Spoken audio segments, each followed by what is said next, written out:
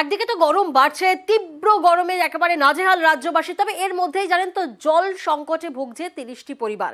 ঘাটাল ব্লকের বীরসিংহ পঞ্চায়েতের বক্সিপাড়ার এই ঘটনা, যেখানে রীতিমতো জলের সংকটে 30টি পরিবার।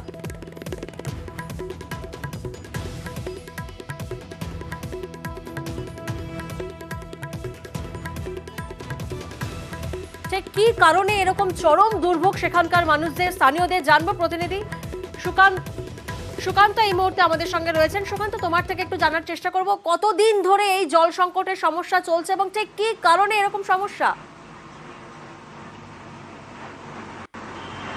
দেখো প্রিয়াঙ্কা, এলাকার ও স্থানীয় মানুষ যেটা দাবি তুলছেন, প্রায় 6 মাস ধরে এই পানীয় জলের সংকট দেখা দিয়েছে এলাকায়।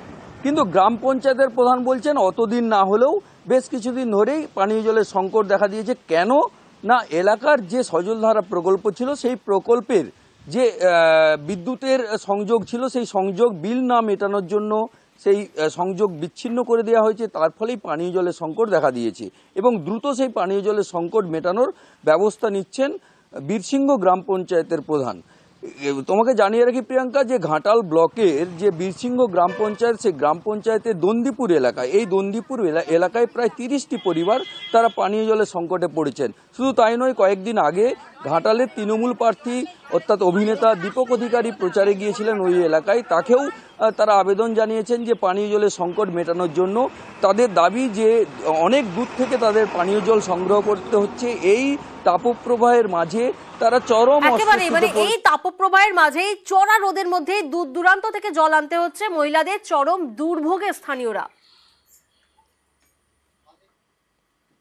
আমরা জল পাইনি, আমরা 6 মাস থেকে জল পাইনি। আমাদের জলের খুবই কষ্ট। পুকুরের জলে ব্যবহার করি, খাবারটা অনেক দূরের থেকে আনতে হয়। তাও তারা মুখ করে কি আমাদের কলে এত ভিড় হয়ে যায়, ওই খাবারটাই শুধু আনি, সবটাই পুকুরের জলে ব্যবহার করি। দেব এসেছিল আমাদের দেশকে, সেখানে আমরা ওই রাস্তাকে গিয়ে মাঠে, সেই রাস্তাকে যেয়ে আমরা সেখানে দেবকে বলেছি যে আমাদেরকে জল দিতে হবে। সে বলেছে যে হ্যাঁ দিয়ে দেবো। আর কটা দিন বাদে এই যে ভোট আসছে, ভোটের পর থেকে আমরা আবার জল আমরা জল চাইছি। দন্দিপুরে পানীয় জলের সংকট ছিল না এবং এখনো পর্যন্ত আমি মনে হয় যতটা জানি যে একটা পাড়াতে একটু পানীয় জলের সমস্যা হয়েছে। মানে পানীয় জল আমরা সজলধারা বুস করে দিয়েছিলাম এবং বেনিফিশিয়ারি কমিটিও ছিল। তারা যে বিদ্যুতের কানেকশনের টাকাটা দিতে হতো সেটা দেয়নি।